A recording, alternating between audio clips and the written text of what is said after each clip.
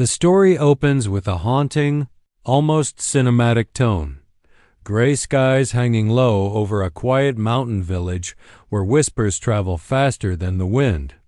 The air is heavy, not just with the smoke from hearth fires, but with judgment, pity, and suspicion. This is Alara's world, a place where everyone knows everyone, and where silence can wound more deeply than words. The camera, if there were one, would linger on her, a woman of quiet beauty and quiet sorrow, standing by the window of her small cottage. Her eyes trace the mist curling over the hills, but they seem to be looking much further than that. The faint chime of a church bell in the distance signals another day in the same rhythm: dawn, labor, and loneliness. The townsfolk move like clockwork, and though they nod politely when they pass her, there's a subtle stiffness to their smiles. To them, Alara is not simply Alara, she is the Barren One, a title that has long since replaced her name. The whispers began years ago, subtle at first, then cruelly confident. "Such a shame," they'd murmur at the market. She and Thomas were so in love. Some women just aren't meant to be mothers. Each word, wrapped in false sympathy, cut deeper than the last. And as time went on, their pity became a kind of weapon, one that Alara could neither confront nor escape. Flashbacks flicker across her mind like old photographs, the moment her husband's hand slipped from hers as he walked away, unable to bear the strain of a marriage shadowed by disappointment. The sterile chill of a doctor's office where a man in a white coat shook his head and offered nothing but a clinical explanation and a half-hearted apology. The empty nursery she painted pale yellow one summer, believing hope alone could fill it. These memories do not come all at once, but in fragments, each triggered by something ordinary: the cry of a baby in the street, the smell of lavender soap she once used to wash tiny clothes that were never worn. Her inner world is rich but burdened through her internal monologue. The audience comes to understand not only her grief but also her yearning, not just for a child, but for belonging, for forgiveness, for a world that does not define her by what she lacks. A woman without a child is still a woman, she tells herself sometimes. But the words feel fragile, like glass too thin to hold meaning.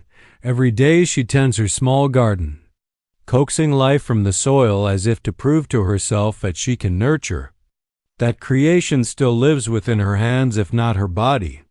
The tender green shoots that emerge from the earth are her small victories, living proof that she is not empty. Yet even this solace is tinged with melancholy, for she knows that no amount of growth can silence the echo of what the village has already decided she is as evening falls. Alara walks through the main street, her shawl drawn tightly around her shoulders. Conversations hush as she passes. A group of women lower their voices. One glances away in discomfort, another in pity. Children are called inside by their mothers. Alara feels the weight of every eye, every unspoken judgment. The label, Barren, clings to her like shadow, inescapable even under the setting sun. Back in her home, the light softens. She sits by the fire alone, the sound of crackling wood the only comfort in the quiet. Her face, though lined with sadness, still carries strength, the strength of someone who endures, who has learned to live with an ache that does not fade but becomes part of her heartbeat. And in that stillness, beneath the shadow of a label, something faint begins to stir, not hope yet, but the glimmer of change waiting to find her. The morning begins like any other, the low hum of conversation in the town square, the clatter of boots against cobblestone, and the distant creak of wagon wheels.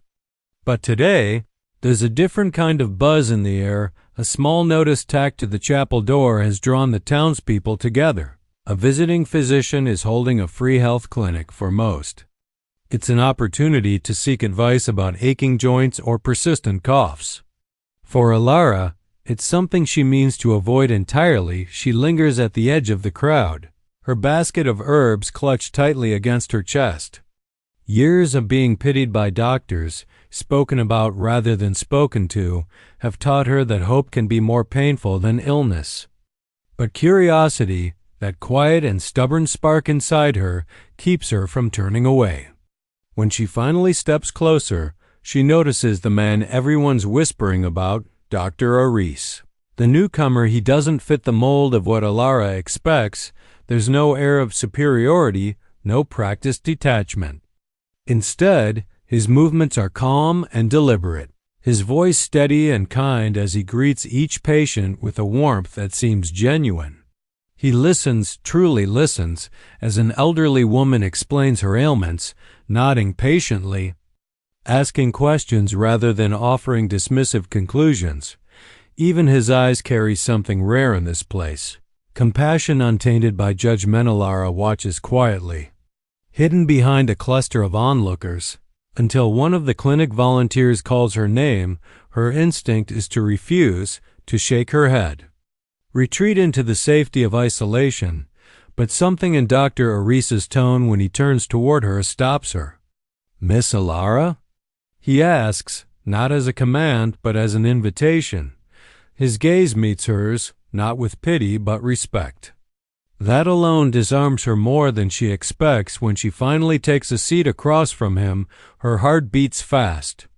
Not out of fear but anticipation, a feeling she hasn't allowed herself in years. The small examination space smells faintly of antiseptic and lavender. A beam of sunlight slants through the window, dust motes floating like tiny ghosts in the air for a long moment. Neither speaks.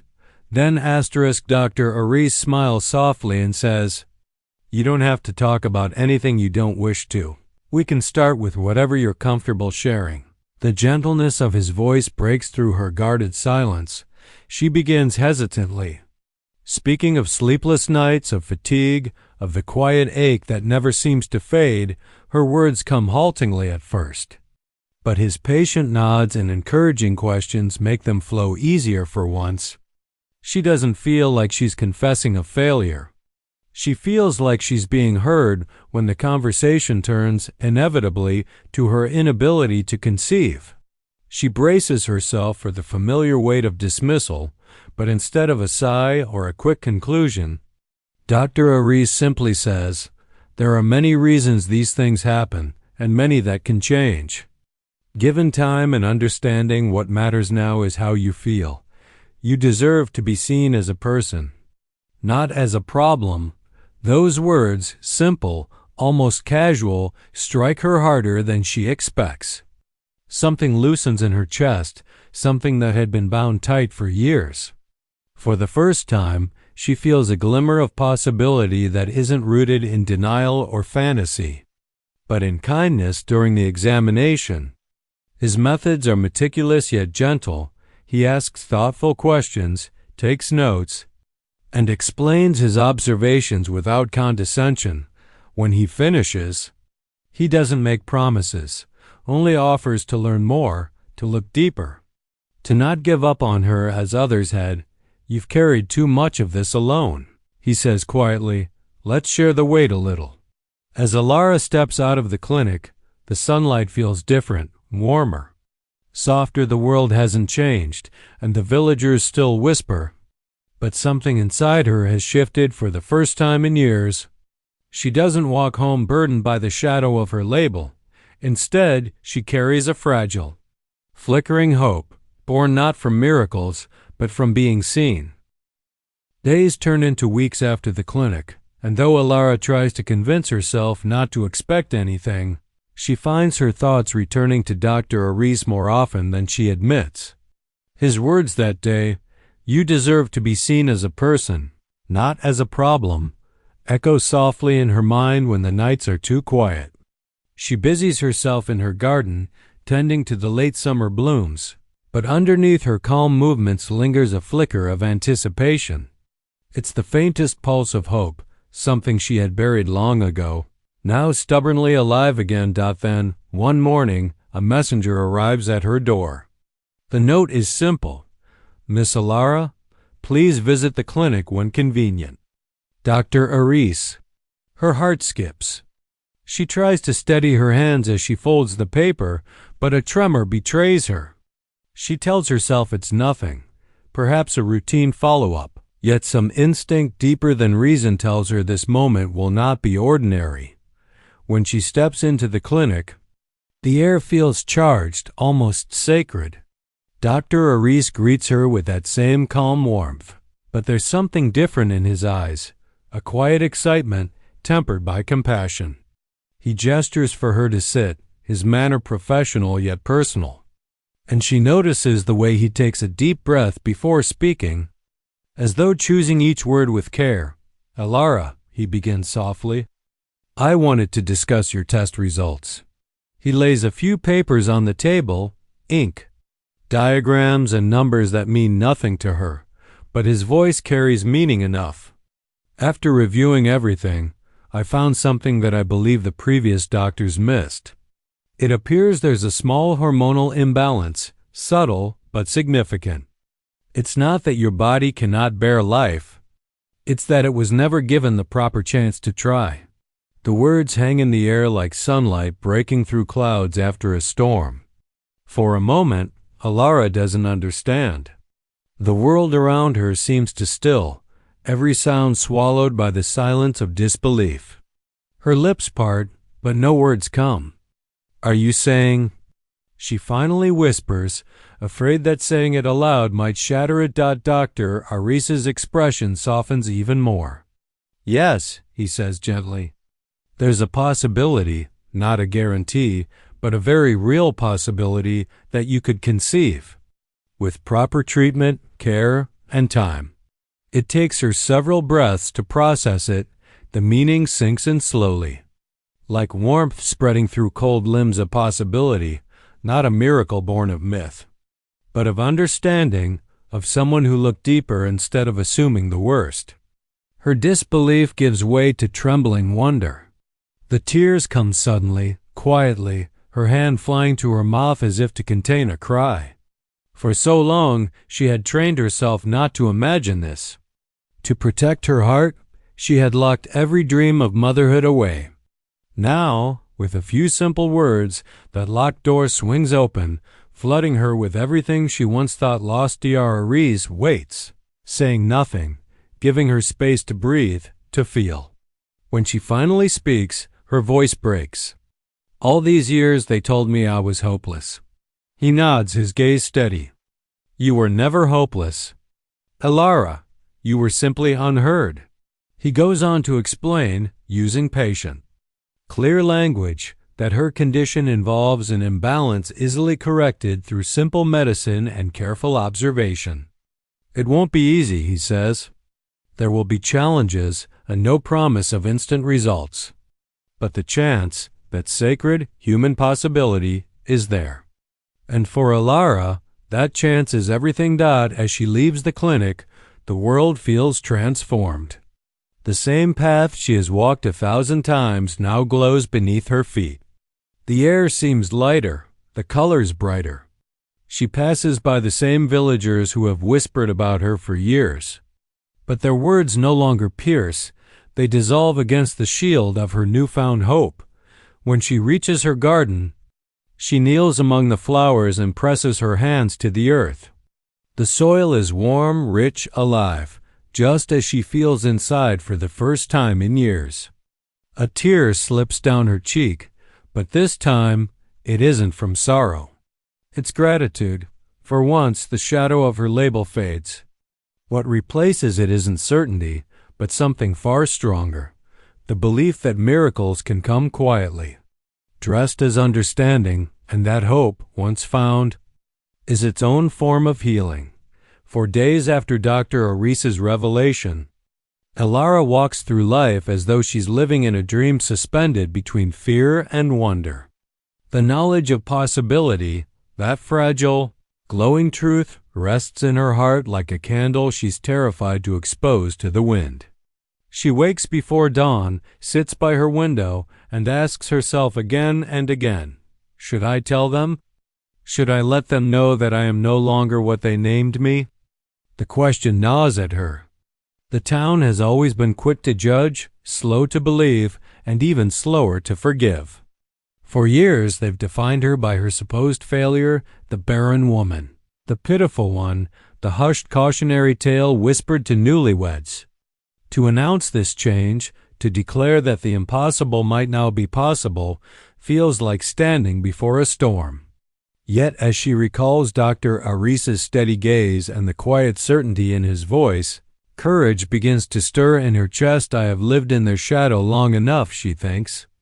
If they cannot see me, then I will make them look. The morning she decides to tell them. The village square is bustling, a tapestry of movement, gossip, and laughter. Alara walks through the familiar crowd, her heart hammering beneath her shawl. Conversations dip and rise as she passes, but for once she doesn't lower her gaze. When she finally reaches the baker's stall, she speaks. Her voice trembling but clear, Dr. Aris says I may not be barren after all. The words ripple through the square like a sudden gust of wind. Heads turn. For a moment, silence reigns, thick with disbelief. Then, as expected, the murmurs begin. She must have misunderstood. Doctors have said things before. She just wants attention now. Their skepticism stings, but Alara does not retreat. She stands tall, her spine straightened by the weight of years she's carried. Her eyes are calm, not defiant, but certain. Believe what you wish, she says simply, but I know the truth. What follows is a slow unraveling of doubt. The town's reaction plays out in fragments, like a montage of small, human moments that together form a quiet revolution. At the general store, two women whisper about her as she picks up supplies. Their words are tinged with mockery, until Alara meets their eyes with a steady, serene smile. For the first time, they look away. First a week later, the same women come to her garden, not to pry, but to ask about the herbs she uses for her health. There's an awkwardness at first, a hesitation born of guilt, but when Alara answers kindly, something softens between them. Elsewhere, a farmer who once refused to sell her seeds now offers her the finest from his harvest. The town's gossip, though persistent, begins to change its tone. What began as ridicule turns into uneasy curiosity, and curiosity, in time, becomes quiet admiration, and behind it all stands Dr. Aris, never speaking for her, only standing by her side. His presence gives weight to her truth. But it's Alara's courage that truly shifts the tide. People begin to see not just a woman once labeled barren, but a woman who refused to be defined by the label at all. The transformation isn't sudden or dramatic. It's a slow thaw, like winter yielding to spring. The whispers grow softer, replaced by cautious smiles and nods of acknowledgement. Children who once crossed the street to avoid her now stop to help her gather flowers. The town that once shunned her begins, little by little, to embrace her, not because they fully understand, but because they finally begin to believe. In one poignant moment, Alara stands outside the chapel after Sunday service. Same women who used to avert their eyes now approach her with tentative congratulations. One of them says, "We were wrong about you." Alara, her voice gentle but firm, replies, "No, you are wrong about what makes a woman whole." That moment, small yet profound, marks the breaking of something deep-rooted. The community, once bound by judgment, begins to glimpse compassion in a new light. Alara's journey doesn't just redeem her name. It reshapes the hearts of those who condemned Irby. The time the sun sets, the air in the village feels lighter. The same streets that once echoed with gossip now hum with quiet respect. Alara walks home through the golden dusk, her steps unhurried, her spirit unbound. She no longer carries the shadow of a label. Instead, she carries the light of her own rebirth, and behind her, the town begins to follow it.